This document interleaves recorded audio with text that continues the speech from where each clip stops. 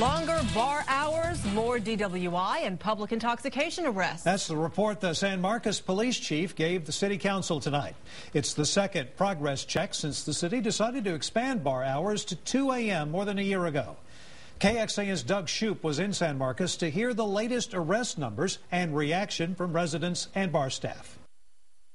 Since the bar serving hours were extended from midnight until 2 a.m., people come out to the square here in San Marcos a little later these days, and more people are being arrested out here. The police chief says that's partly because more of his officers are keeping a closer eye on the late-night partiers.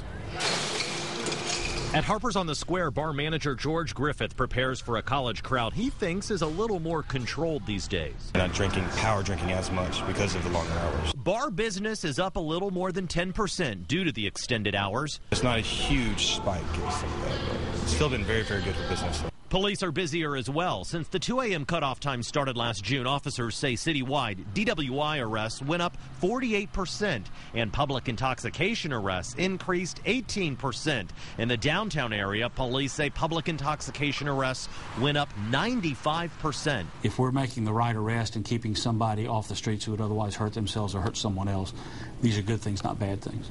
The police chief says with extended bar hours, calls for loud house parties are down 17% citywide. And he says although they don't have hard statistics, they believe people are staying in San Marcos rather than going to Austin to drink and returning the same night. Somebody who's been drinking and driving 70, 75, 80 miles an hour down I-35, is just an invitation for disaster. I would much prefer them be able to walk to their dorms than have to drive back from Austin in a possibly intoxicated state.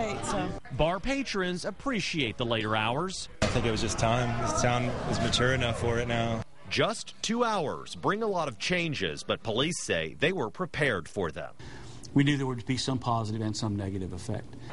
When the ordinance passed, it required the police chief give 3 update reports to city council members. Police say they will continue to monitor the situation and plan to prepare another report next June. In San Marcos, Doug Shoup, KXAN Austin News. Flooding has claimed at least 1 life in Corpus Christi. Search teams today found the body of a man who called 911 after driving into a swollen creek. Storm